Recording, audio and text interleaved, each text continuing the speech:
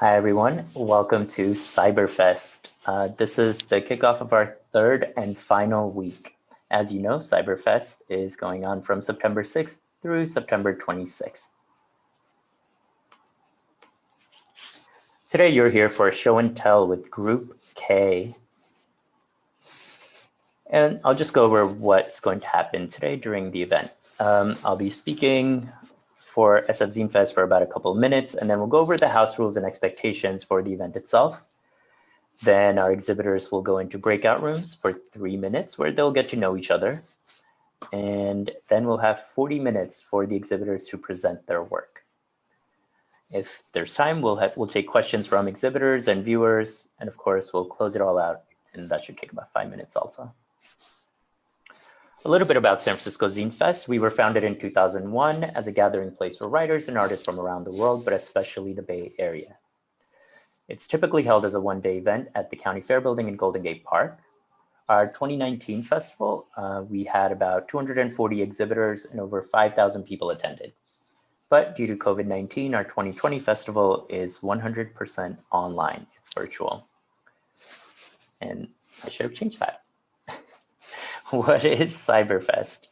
From September 6th through September 26th, we have 3 weeks of online programming that includes exhibitor show and tell, which you're attending right now, readings, workshops, demos, interviews, etc. Unlike past years where we had one guest of honor, this year we have 3 guests of honor, each one headlining one of the 3 weeks. For the first week, we had Alex L. Combs. The second week, we had Death Peace Sun. And for this third week, we have Tana Tucker. I'm going to go over the Safer Spaces policy, which is something we use for all of our events, and it really is to create a better and a safer environment for all of us. We are committed to providing a harassment-free experience for everyone, regardless of gender, gender identity, expression, sexual orientation, disability, their physical appearance, body size, race, or religion. We will not tolerate harassment at San Francisco Zine Fest events in any form. Individuals violating the Safer Spaces policy may be sanctioned or expelled from the space or the event at the discretion of any San Francisco Zine Fest organizer. Basically, respect people's opinions, beliefs, their differing states of being, and differing points of view. Always get explicit verbal consent before you take someone's photo or cross any other personal boundaries. Be responsible for your actions, and be aware that they may have an effect on others regardless of your original intent. A safe and respectful community is everyone's responsibility. Guidelines for Zoom for today. Please keep your video off unless you're presenting. This will prevent lagging. Keep yourself on mute, again, unless you are presenting. If you have a question, ask in the chat. There are chat moderators there. Artists will have 4 minutes to share their work. They may use their 4 minutes however they like. Compliment each other in the chat or just say hi if you like. ASL interpretation for the event is provided by Nicole Watson and Natanael Escalera. Be mindful for folks who are blind or visually impaired by being specific and descriptive when sharing your work. So don't just say, I made this. Kind of describe, it's like, oh, I made this zine, the small zine, and it's the title of the zine. All of that is descriptive as it can be. This Zoom session is being recorded and broadcast to Facebook and YouTube. And above all, please be respectful. Breakout rooms. Okay. You'll be asked to join a breakout room. It basically works as a private small group gathering. And this is a way for you to quickly introduce yourself and say hi to whoever you're paired with and grouped with.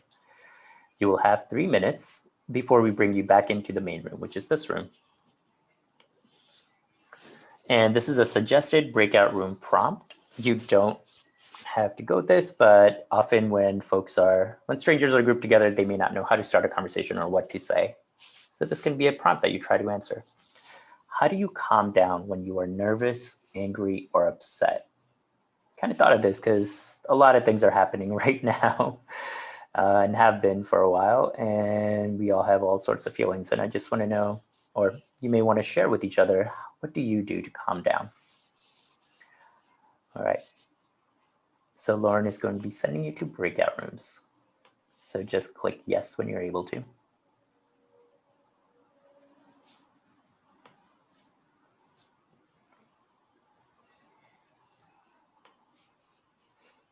I see folks are going in. There you go. Just say yes to joining the breakout room. Okay. And while folks are doing that, while others are in breakout rooms, I, Anand, am going to talk about teaching and read from Zaretta Hammond's book, Culturally Responsive.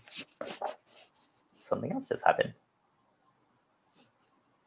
Oh, I turned off your share because I thought you were presenting. Oh, okay. The book in your hand. No, that's totally fine. Yeah.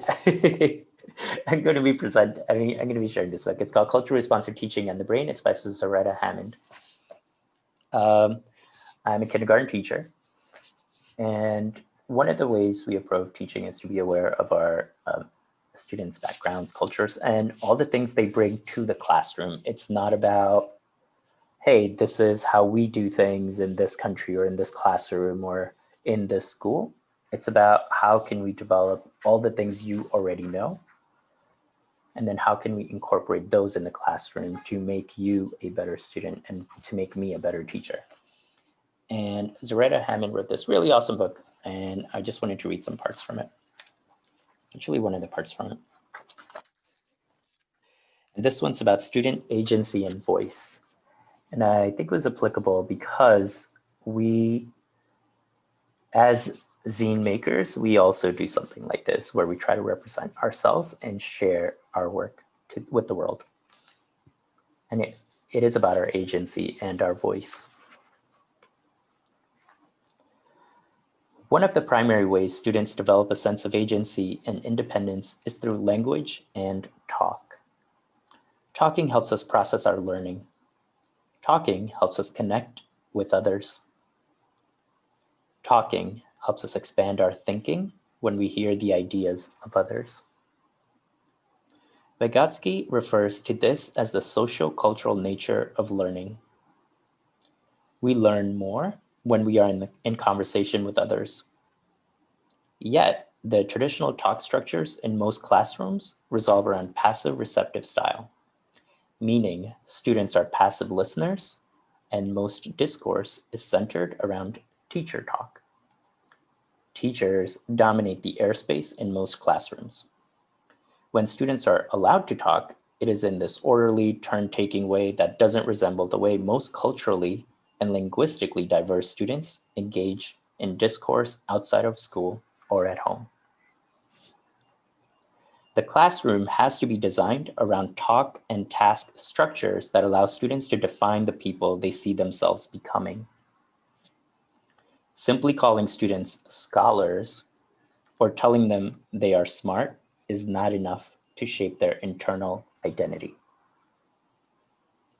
When students have a chance to narrate their lives, put language to their experience, and process their thinking through discourse, they begin to notice and name their own competence. In collectivist cultures, the primary way we name and notice is through a variety of talk structures, each with its own situational appropriateness. As you create a learning culture in your classroom, consider how you will include social and academic talk structures. I bring this up because it's something, again, I have to do in the classroom, but it's something I am trying to be aware of as a zine maker, as someone who writes and shares information with others. As an SF Zine Fest organizer, we also have to take that into consideration because we don't want to just be talking to you, even though that is what I'm doing right now. But that's one of the reasons we created and we implemented using breakout rooms.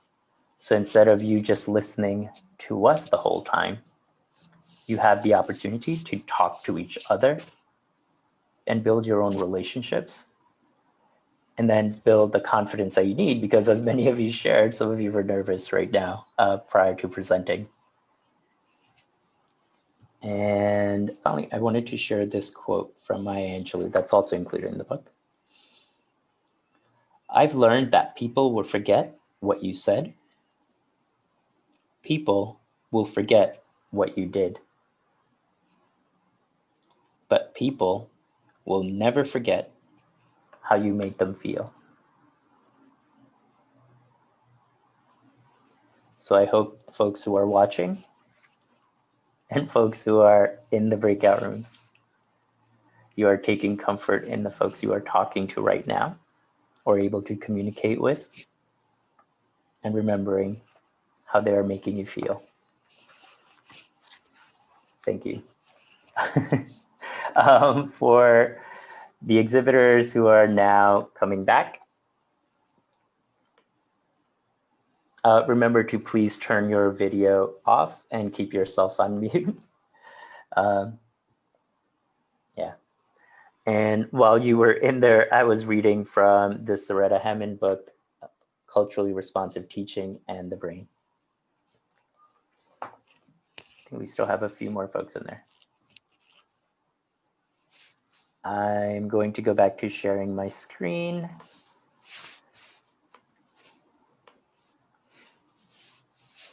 Okay.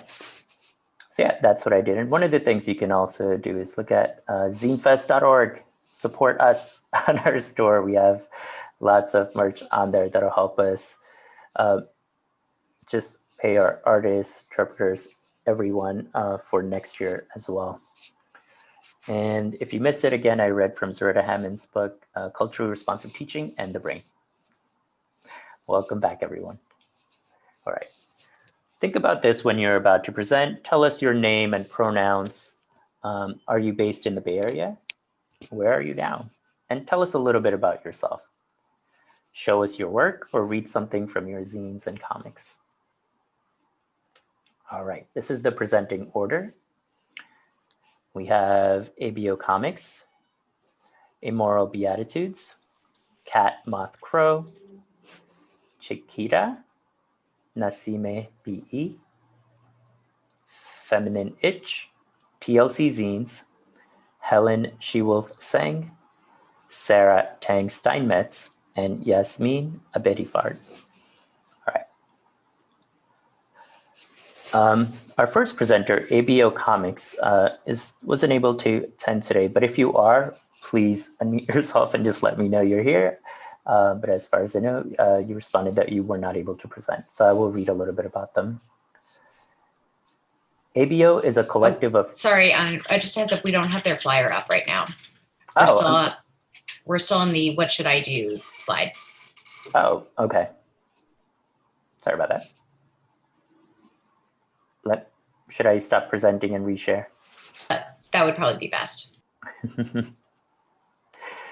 Thank you for saying that.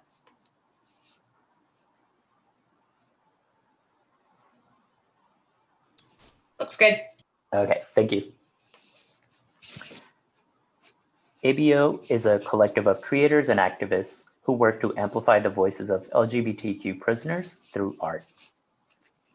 By working closely with prison abolitionists and queer advocacy organizations, they aim to keep queer prisoners connected to outside community and help them in the fight toward liberation. The profits ABO Comix generates go back to incarcerated artists, especially those with little to no resources. They're Oakland-based, and you can learn more about them on abocomix.com. And I'm just going to list lots of different websites because their handle on all of them is ABO Comix. So on Instagram, Facebook, Twitter, Etsy, Patreon, Venmo, and PayPal. You can find them at ABO Comix. Thank you. Let's see. Next up, we have Amoral Beatitudes.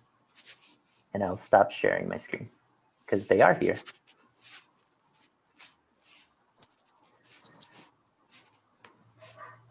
All right. Do I just start in? Yeah. Go ahead. Hi, I'm Alex of the collective Amoral Beatitudes. My pronouns are they, them, and I'm in Richmond, California. I'm non-binary and pansexual. My day job is in mental health and addiction medicine. So a lot of the zines that we make as a collective, kind of my influence in that realm is there. I work with lots of others to create the zines we have. We all kind of just use our firsthand experiences and our identities to express ourselves through art and writing. So there's a little bit of both in the zines that I'll present. So Amoral Beatitudes was the first zine I started making after taking a decade-long break from writing. So this one there's actually four different issues, and hopefully you can see them. I'll kind of open one up and show what it looks like. But there's over 20 different contributors for this zine. All of the folks in the collective are just varying ethnic, gender, and orientation backgrounds. It includes visual art, and just a lot of writing. And actually the way that, so pretty much I'm the one that puts together the zines after collecting all of the art and writing from everybody. And I put it together kind of old school style. Like I do a collage and then I do photos or photocopies of all of that. So each of them is different. It just kind of depends on, what's going on at the time that it came out. Hopefully you can see, it's kind of hard to see if there's you can tell the colors in it, but have paintings and collage and other things like that. Most of the work in this one is kind of based in social justice advocacy, I would say, along with kind of, like I said, experiential stuff as well. And here's the other two that I didn't show yet. So there's just the cover, because I'm aware I have 4 minutes, so I want to get through as much as I can. Let's see. So I also have one called Entity. This one is a photography zine. It's full color, it's portraits and group photography of humans, some of the people who are contributors to Amoral Beatitudes, and also just artists and musicians in the community. There's also Tangent, which is what it sounds like. So sometimes it's a writing-based zine, other times it's photography or art, just kind of based on, I guess, whatever the person wants to do. So issue 1 is this one, Radical Left, Radical Right. This is tangent number 1. It's basically a genogram of a online kind of argument about radical left and right politics. And so it kind of just spans this really long discussion over these things. The second one I don't have a copy of because it's a photography one, but it got sold out in the last week. So Sold Nagong is also a photography zine. This one is chronicling the sunsets of the Bay Area in full color. And this one actually, the first issue of it actually sold out this week too. So I have only this one right now. And this was actually during the Santa Rosa fires. So this one is 2017. Alex, as we come to a close with your time, can you tell us where people can buy your work? Absolutely. So you can find it on Golden Kitten Pyramid. If you just Google search that, you'll find multiple sites. You can also get it from etsy.com/Buknu Design, BUKNU Design. Yeah.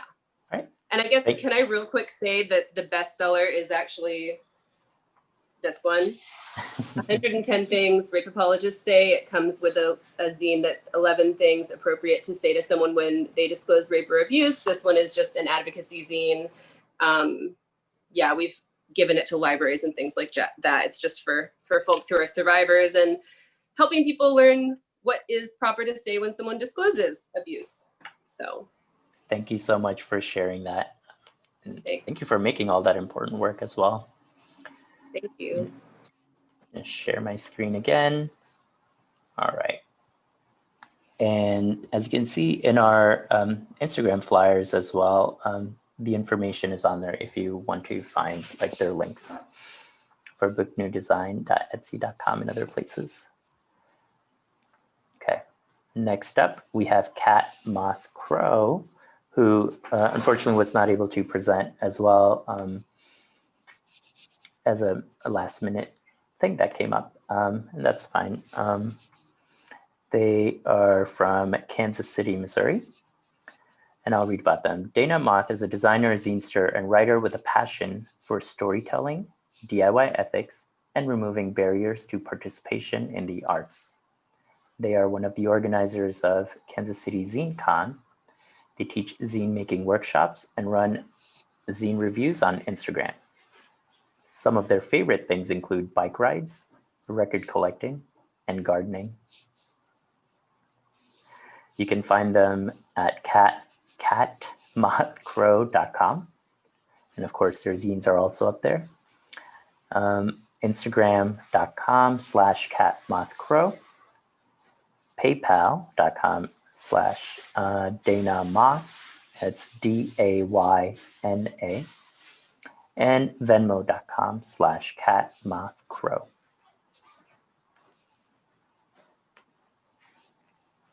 Okay. And cheekytta, and please let me know if I'm mispronouncing it because I wasn't sure how to say the two T's over there. So I'm going to go with cheekytta. This is Ashley's first zine fest.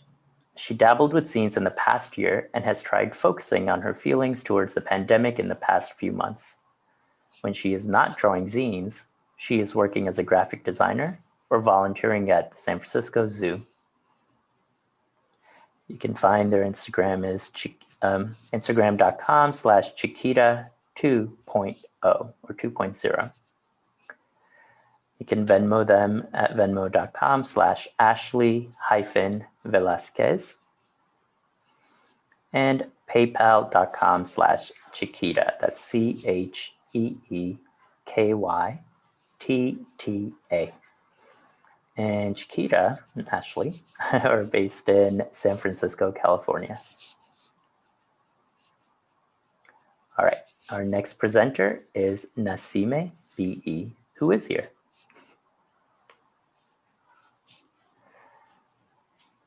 And Nasimeh, you could go ahead. I am here.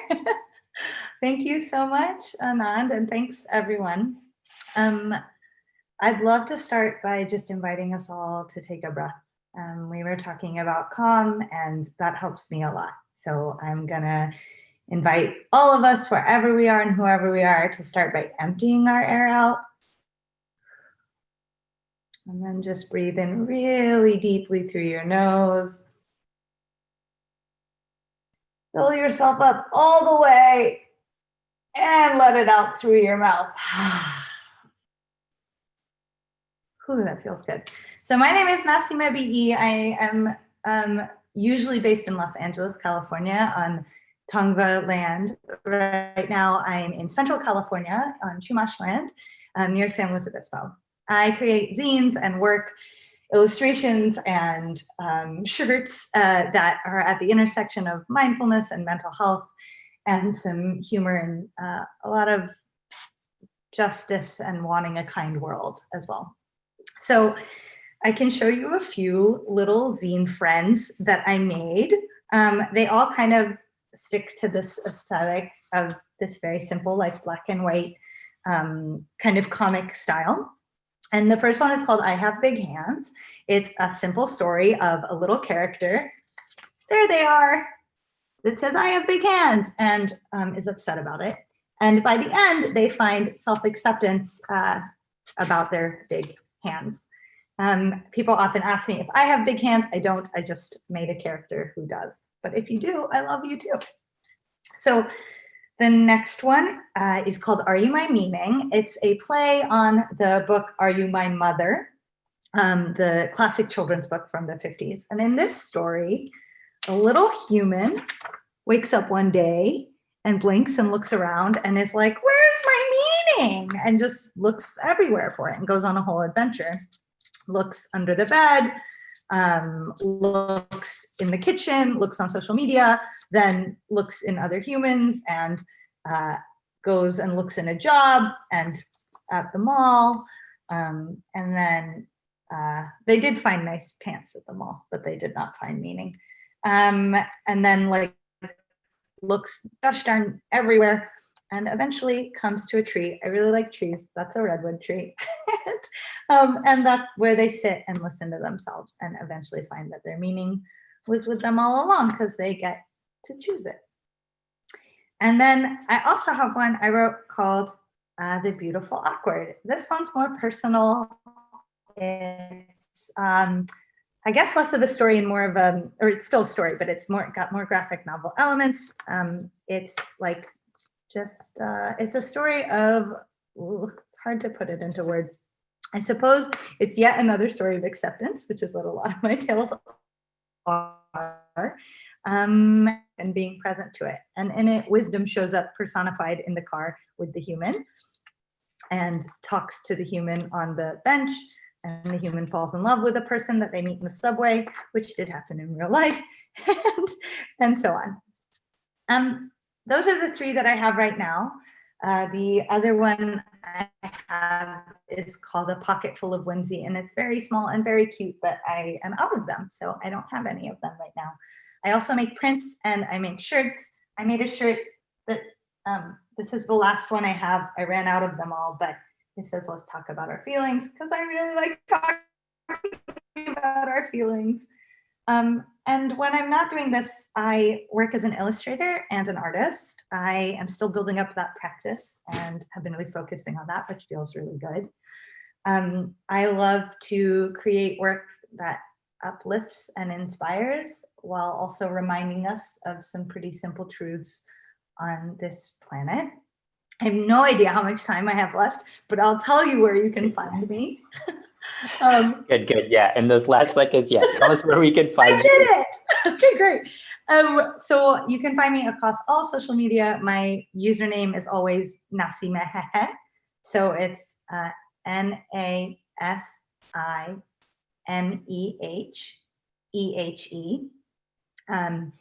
And that's on Instagram and Facebook and Venmo and PayPal, everywhere. You can find me with that. And my website is under construction, but it's nasimeh.me. And thanks. I look forward to hearing from you. I think you're great. And I like zines and I like art. Bye-bye.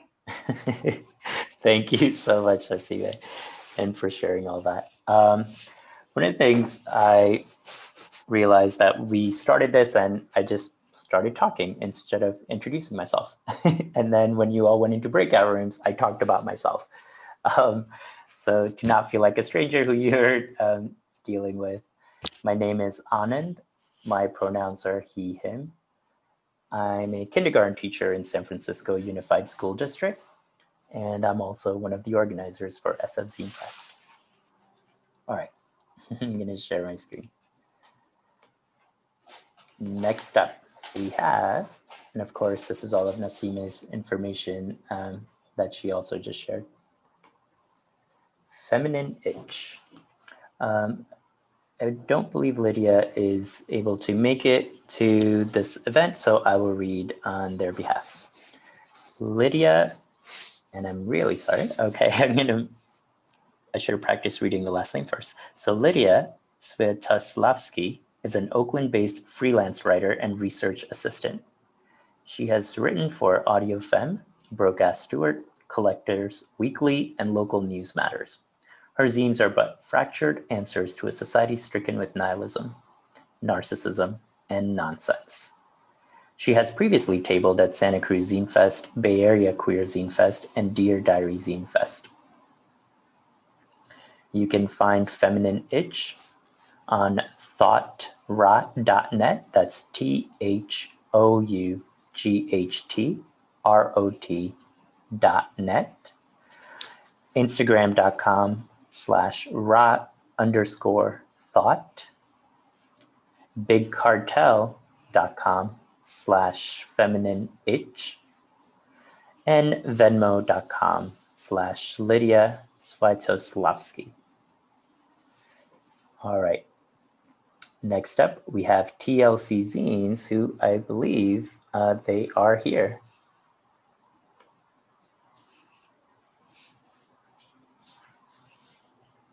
And if they're not, I will. Okay, it doesn't seem like they're here, but yeah, let me try reading their work also.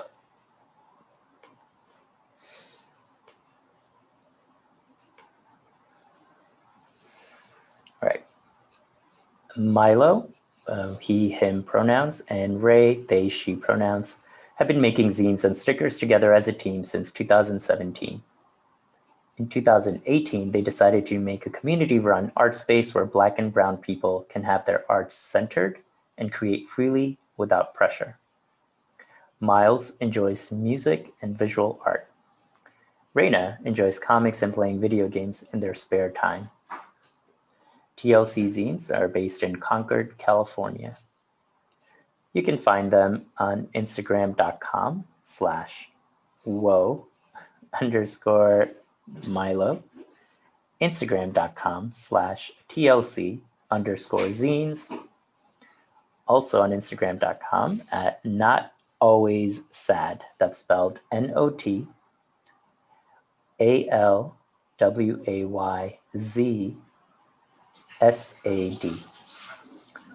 Venmo.com is Reina, REINA, Power, POWER, Violence.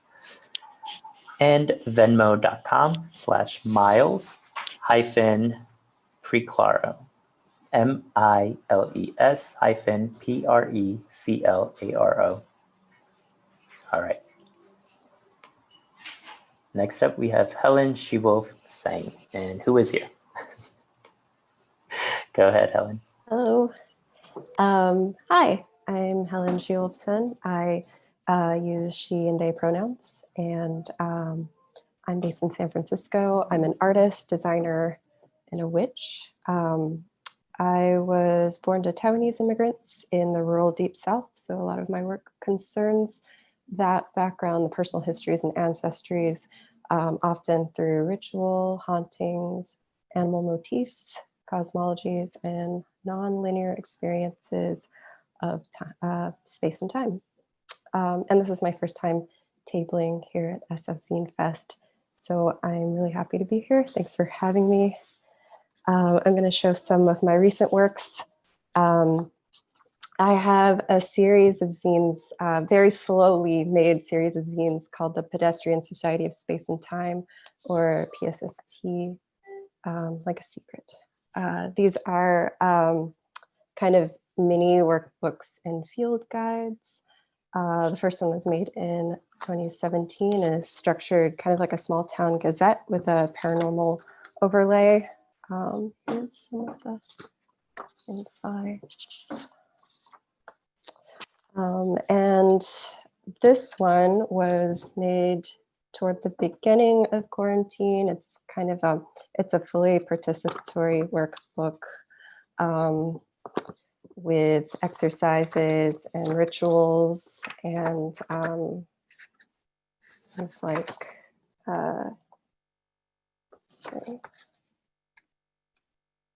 yeah, like tarot spreads, and little thing to do with kind of isolation and walks and exploring the inner and outer landscapes that are limited during this time. I have another zine called Growth Spells. This is a collection of drawings that are a result of an experimental mark making ritual that I devised to bring attention to the elements of process and the body. And there's some text in the beginning to kind of textualize the thought process behind this exercise. I also have a new zine called In Captivity, I Find Myself Thinking of Bats. It's both a poem and a zine, and it kind of discusses bats as both a Chinese motif for blessing, and also now the suspected vector of transmission for coronavirus, and thus a motif for anti-Asian racism, and also my personal interest in bats as the only flying mammal, and it kind of opens up into a poster.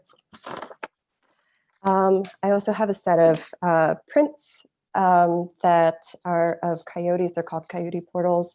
I often observe coyotes on walks here in the Bay Area, and I became interested in them as this kind of uniquely adaptable animal, one that I think of as both a mirror and a foil to considering things like migration, intergenerational trauma, settler colonizer land use, ecological destruction, and more. And I also just really love them and really like drawing them. So I have 10 of these that are available as prints in my shop.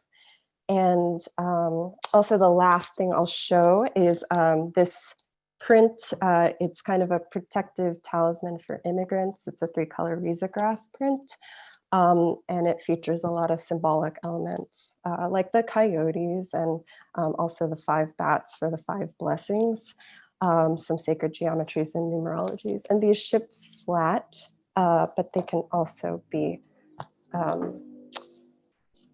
ritualistically folded into a hexagon, which is kind of in the tradition of the paper talismans that these are based on. Yeah, so that's all I'm going to show today, and you can visit my Instagram and find links to my shop. And thanks for having me. Yeah, thank you so much, and having all that ready to show us. Those are really cool. All right, so TLC Zines is here, and I'd love for them to present next. So Raina and Miles, please take it away. Oh, wait, and make sure your microphone is turned on for Zoom. Hey. All right. Hey, there we go. Okay, hope you guys can hear me now. Hi, we're TLC Zines, Too Loud Collective. Our primary focus is to center the voices of Black and Brown people. So it's a collective for Black and Brown people by Black and Brown people. I don't have a lot of the merchandise from some of our friends that have contributed zines, but we'll just be showing our personal work. So I'm Raina, not always with a Z, sad on Instagram, and I really do feel like a lot of my work centers around the kind of complex and like ugly, quote unquote, parts of survivorhood and sexual assault survivorhood. I have this scene here, I don't know if you guys can see it, called It Hurts to Become, and I also have this scene, I wanted to disappear, but I didn't. I'm gonna like show some of the work that I've been doing over quarantine, mainly focusing around these complex feelings. I've also been working a lot on like talking a lot about like loneliness during the pandemic and how our viewpoints have been like shifting, how our mannerisms have been shifting over the course of the pandemic. I'll show you guys a little bit of my sketchbook. There's a link to Not Always Sad Yeah. on Instagram. And then We also have some more fun zines. Here I have a zine called Alternative Names for Shapes, and it's part of like a series where I give alternative names to mundane things. So we have another one called Alternative Names to Fruits and Vegetables and Alternative Names for Tetris Pieces. So we have a lot of those like fun, more fandom type zines in our collective. We have a lot of zines that center around like trauma and like growing up brown or black or being gay. But we also just have these, like, we firmly believe in the stance that, you know, brown and black people deserve to have their happiness away from trauma, and we can have moments where we center our art around that and the concept of brown and black joy. TLC also makes non, like, visual, I guess, like, art mediums. We also sell chainmail. I'm gonna show some. I'm actually repping some right now on my neck, if you can see it. the Etsy shop is, what is it? Aluminum and Wishes? Yeah, we also co-run a shop called Aluminum and Wishes. That Instagram as well. We have like split up Instagrams, but Yeah, and some of our we do auction it off on friends' Instagram. Send me Don Mateo's. Some of our work where all proceeds go to Black trans folks in need. And Miles also makes music. A lot of my personal art, as well as my stuff in progress, is on I feature a few on the TLC Instagram. Let's see, as well as on my own Instagram. My own Instagram is more for my music, and then let's see, and like stuff in progress. So here I try to put more published stuff, and then let's see, put this underneath. No, hold on. Different Woe Milo. There's another Woe Milo that's also a dog on Instagram. I'm the one that's not a dog.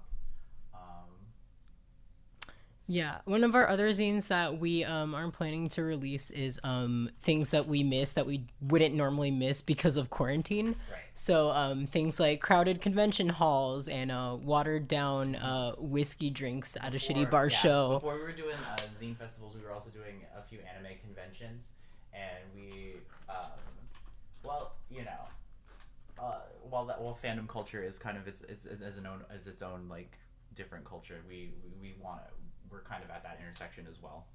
Yeah. So our collective. Think of closing. Oh, sorry, I don't know how long we've been. We're like, do we just keep talking? No, you have like a few more seconds. Go ahead. Okay, cool. So our collective is like open. It's more of an open community type thing. So if you guys want us to like showcase your zines, use this as a platform, please check us out at TLC_zines on Instagram. So thank you. Thank you so much. All right.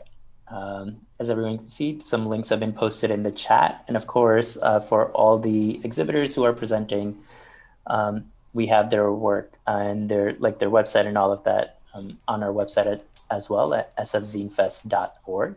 So you can find them through there as well. Yeah. All right. And next up, let me share that and share my screen. All right. So we had TLC Zines left, then it was Helen, and now we have Sarah Tang Steinmetz, who is also here. Go ahead, Sarah. Hey y'all, thank you for having me. I'm happy to be here. My name is Sarah Tang Steinmetz. I live in San Francisco in the Richmond district, right by the park, which I'm very grateful for.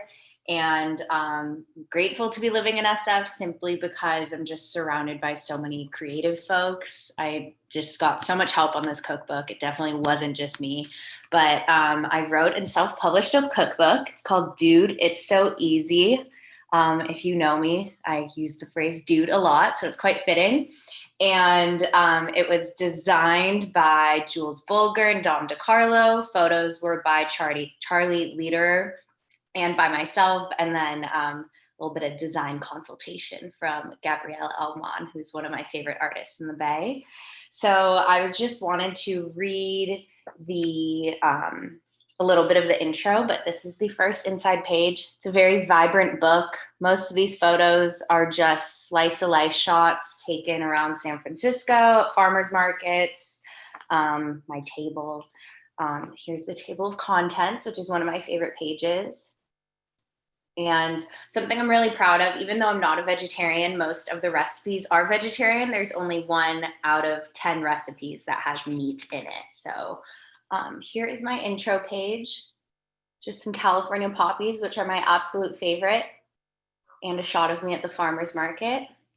And I'm just going to read 2 of my favorite parts of the intro. So I said, at the tender age of 26, I can confidently say I feel like my best self when I'm cooking with people I love. Cooking does so much more than just make me smile, yell, or curse with a friend over our first bites. The simple act of prepping ingredients puts me at ease after a long day. Teaching someone how to cut green onions on bias, just like my mom showed me, creates a sense of pride. And as silly as it sounds, I'm so touched when friends tell me they now buy shallots. I'm touched because all it takes is one memorable meal to make an ingredient a staple in their kitchen.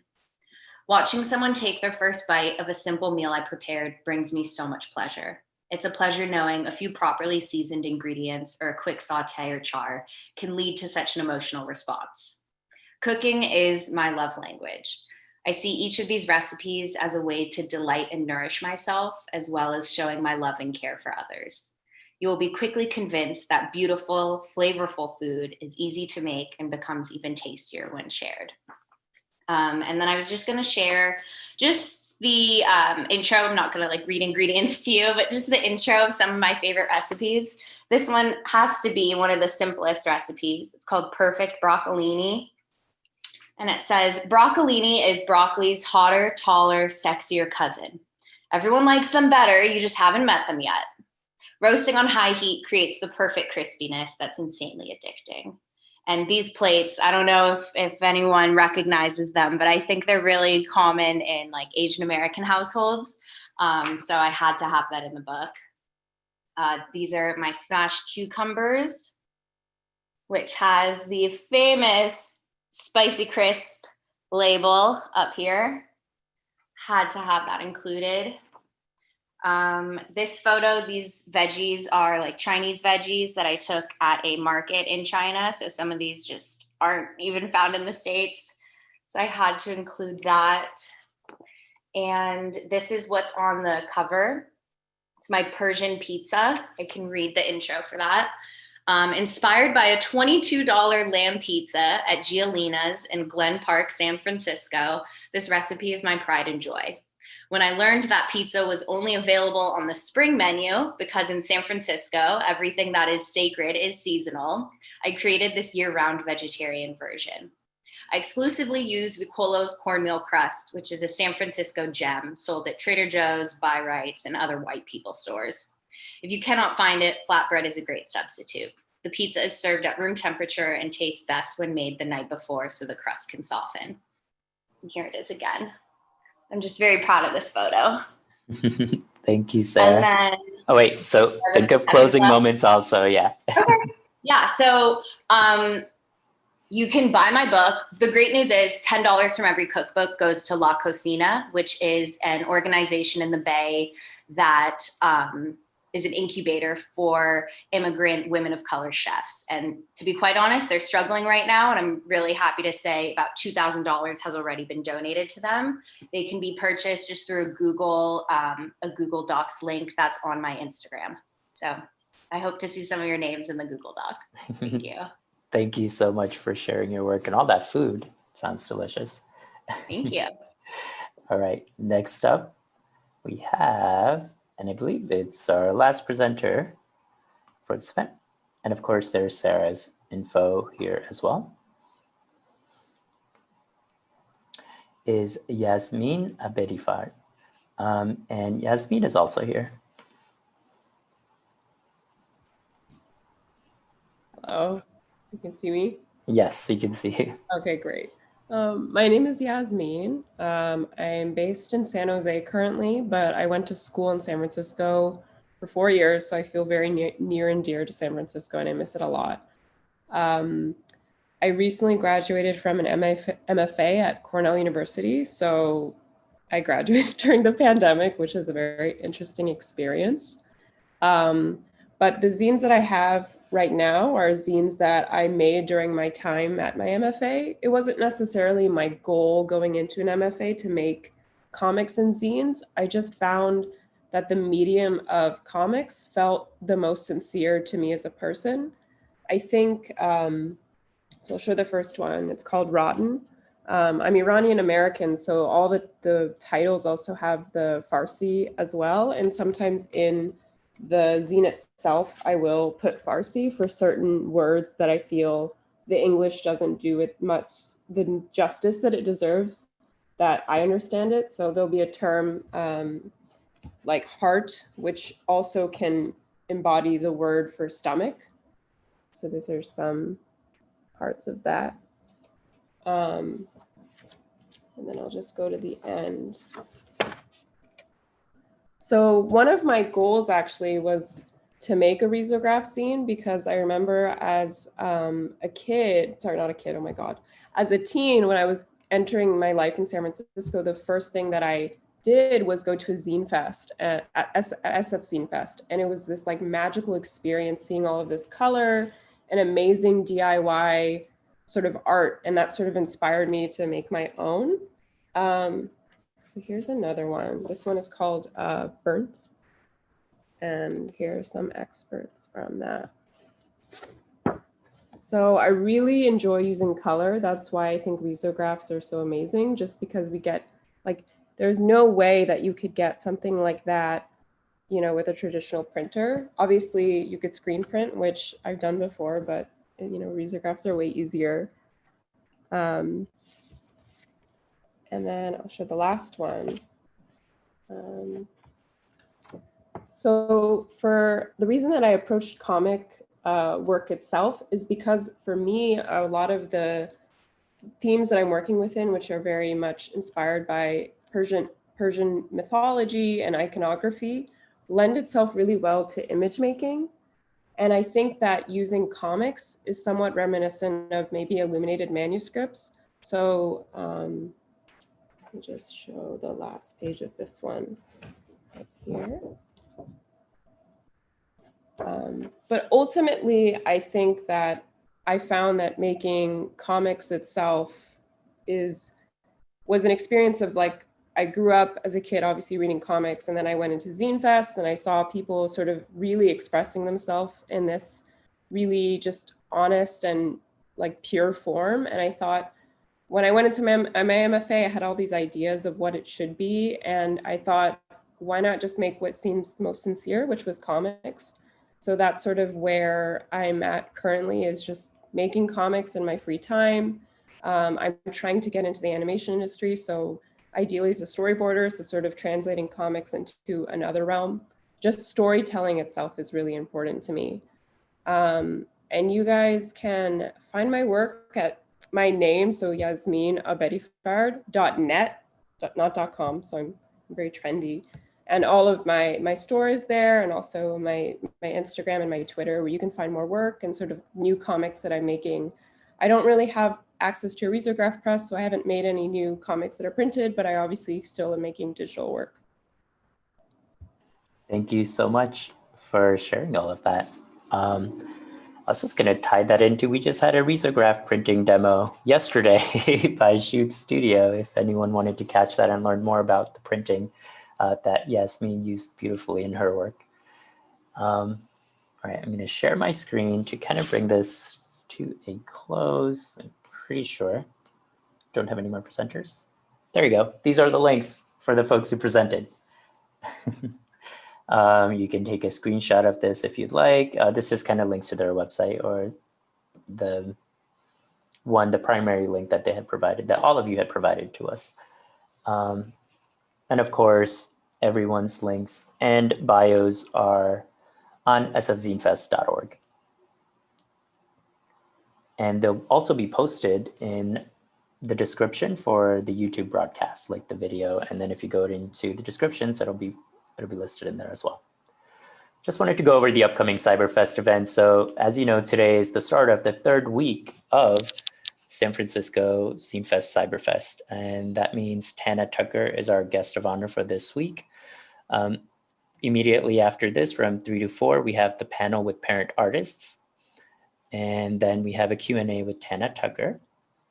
Then Monday, Tuesday, and Wednesday, we have more show and tells, which are open to all the exhibitors to join, whether or not you're presenting that day. Because I think if you do join, that way you get to meet more artists who are presenting or who are part of CyberFest.